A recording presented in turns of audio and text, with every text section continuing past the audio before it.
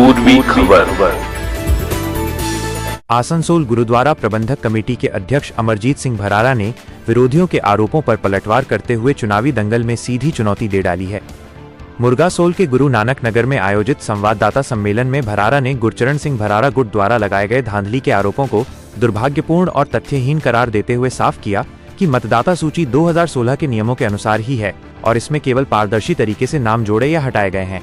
उन्होंने हिसाब मांगने वालों को दो टूक जवाब देते हुए कहा कि वे 31 मार्च तक पाई का ब्यौरा देंगे, लेकिन सवाल पूछने से पहले विरोधियों को भी अपने दौर का हिसाब सार्वजनिक करना होगा।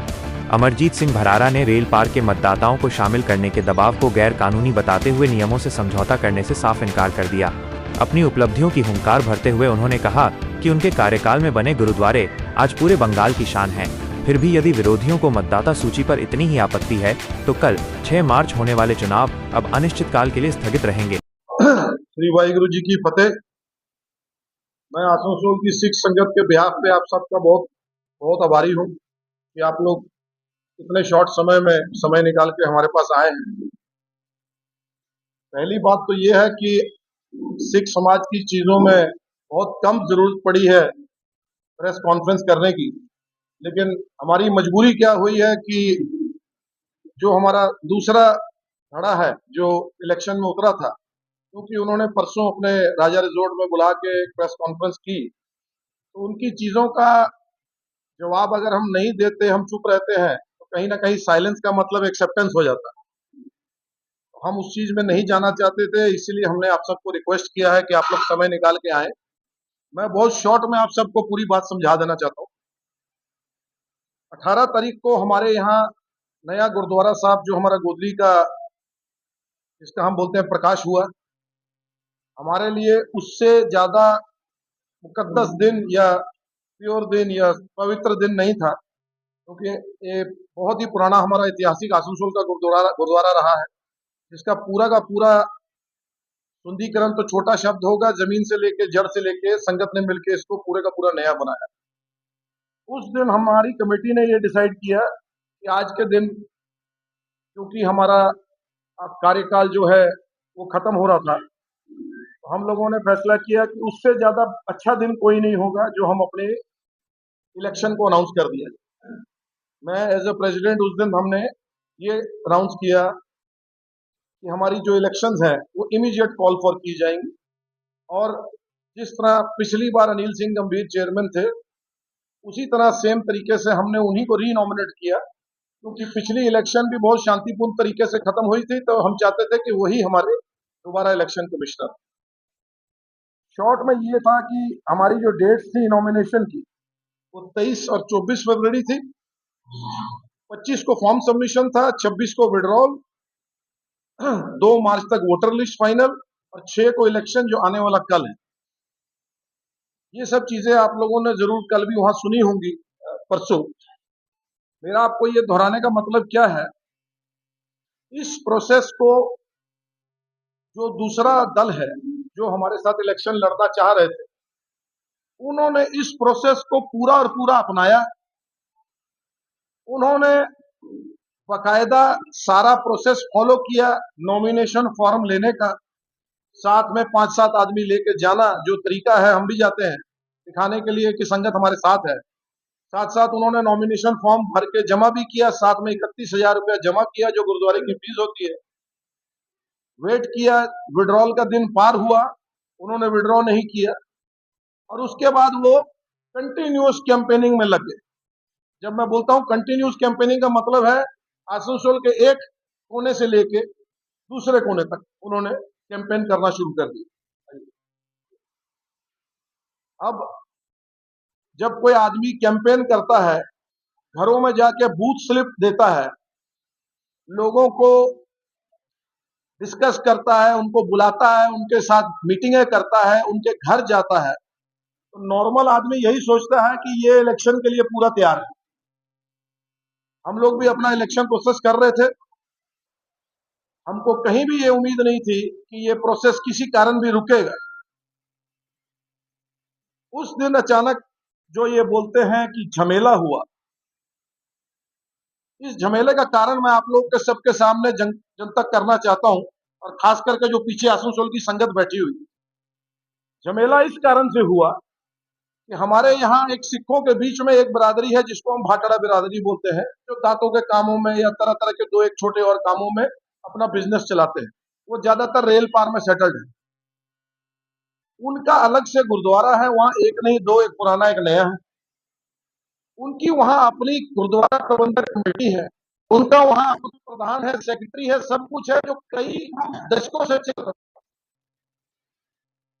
हमारे विरोधी दल सुबह उनके पास गए और उन सबको बोला कि आप लोगों की सारी वोटें हम आसूसोल में पड़वा देंगे, और उनको ये समझा के कि आप सब हमारे मेंबर बनने वाले हैं, आप सबका स्वागत है, आप सब अपने स्कूटर मोटरसाइकिल लेके अनिल सिंह गंभीर के ऑफिस आ जाइए और वहां अपना अपना फॉर्म जमा कर जो होता है। इन्होंने बोला कि यहाँ जी 4 स्कूल हैं। पहले तो ये समझ लीजिए 3 पश्चिम बंगाल सरकार के हैं, जिसमें मुझे सिर्फ मिड डे मील का आलू प्याज खरीदने की पावर है। चौथा हमारा नॉन एफिलिएटेड प्राइवेट स्कूल है, जिसमें हम बहुत कम सैलरी में यहाँ बच्चों को पढ़ाते हैं। सैलरी टीचरों की, इंग्लिश मीडियम, उसकी सैलरी बच्चों की फीस से होती है, जो कि बहुत लोअर सेगमेंट के बच्चे हैं, क्योंकि ये इलाका उतना हाई फाई नहीं। ये 4 स्कूल मेरे पास, ये कहते हैं जी हिसाब दीजिए। मैं इनको बोलना चाहता हूं कि जरूर हिसाब दूंगा, कितना आया और कहां खर्च हुआ। लेकिन गुरुद्वारे जो बने हैं उसमें अटूट दान आया है, जिसमें से मैक्सिमम दान गुप्त है। लोगों ने लाखों रुपए अपने माँ बापों के नाम पे दिए हैं, जहां उन्होंने बोला है कि किसी को कानो कान खबर मत दीजिएगा कि ये लिफ्ट मैंने लगाई है, किसी को कानो कान खबर मत करिएगा कि एयर कंडीशन मैंने लगाए, किसी को कानो कान खबर मत करिएगा कि ये इतने लाख रुपए मैं दे के जा रहा हूं। ये जो हिसाब मांगने वाले सामने बैठे हुए हैं, मैं इनको पूछना चाहता हूं, इन्होंने अपनी खुद के जेब से क्या दिया है? गुरचरण सिंह जी ने हमको मुर्गा सोल बनाने के लिए, गुरुद्वारे को बनाने के लिए अच्छी खासी रकम दी थी। उनका खुद का कहना था कि मेरा नाम उजागर मत करिए, जो दान दे के नाम कमा लिया किसी काम का नहीं है, व्यर्थ है। आज वो मेरे को बोल रहे हैं पैसा कहां से आया? पैसा इसी संगत से आया जो पीछे बैठा है। मैं कोई झारखंड या बिहार जाके लोगों से पैसा मांग के नहीं ले आया, और मैं पैसा लाया हूं, लेके किसी को दिया नहीं हूं, दान लेके आया हूं। आज कोई भी बड़ा से बड़ा मंदिर बनता है, अयोध्या बना है, हजारों हजार करोड़ का दान आया है, वहां जाके कोई पूछता है कि लोगों का नाम दो? वहां कोई पूछता है पत्थर किसने दिया है? वहां कोई पूछता है लाइट किसने दिया है? इनको फिर भी जो हिसाब चाहिए वो दिया जाएगा।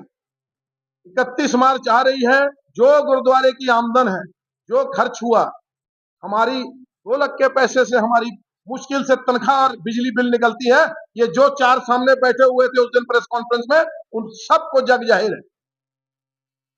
बाकी जो उनको हिसाब में इंटरेस्ट है, मैं वो भी जरूर दूंगा। मेरा बस एक बात कहना है कि कानून सब पे सेम बराबर लागू होना चाहिए। अब आप पूछेंगे ये मैं क्यों बोल रहा हूं? मैंने जब 2020 में चार्ज लिया, हिसाब तो छोड़िए, मुझे गोलकों की चाबी कम से कम 1.5 महीने बाद मिली। जब मैं यहां चार्ज लेके आया, यहां हमारे मनमोहन सिंह जी मैनेजर हैं, मैंने उनसे पूछा हमारा पिछला हिसाब कहां है?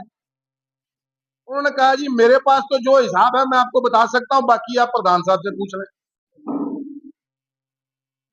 उनके टेन्योर का ये, जहां आप गुरु नानक नगर में बैठे हैं, 61,23,000 रुपए का कैश रिसीप्ट है,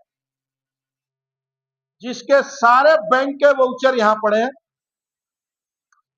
ये अमाउंट इससे मैच करता है। ये सिर्फ इस जगह का आमदन है। इसको छोड़ के उन 4 सालों में जो इन्होंने स्कूलों से कलेक्शन करी है, वो मेरी अलग फाइल में है, वो भी मैं जनतक करता हूं। मैं पूछना चाहता हूं, ये जो समाज के ठेकेदार हिसाब लेने के लिए बैठे हैं, ये उनसे हिसाब क्यों नहीं मांगते? जब सबके लिए कानून एक होना चाहिए। हम तो देंगे 31 मार्च ने आपको ने जो मांगा है हम पक्का देंगे, लेकिन जो 6-6 साल आज घर पे बैठे हैं, जिन्होंने हिसाब नाम की कोई चीज नहीं दी है, एक ईंट नहीं लगाई है, जहां 4 लेंटर लगाए हैं गोदली गुरुद्वारे में, उसका भी हम असेसमेंट कर चुके हैं। उनसे हिसाब क्यों नहीं मांगा जा रहा? जिन्होंने कुछ नहीं किया उनसे हिसाब नहीं मांगा जा रहा। जिन्होंने करोड़ रुपए की बिल्डिंगें बना के गुरु का नाम ऊंचा किया, उनको कटघरे में खड़ा करके पूछा जा रहा पैसा कहां से आया। शर्म तो इस बात की है कि जो पूछ रहे हैं वो पहले खुद अपने आप को पूछे कि उन्होंने क्या दिया। हमारे चैनल को लाइक, शेयर, सब्सक्राइब करना ना भूलें और बेल आइकन को दबाना ना भूलें और देखते रहें पूर्वी खबर। पूर्वी खबर, नजर सब पर।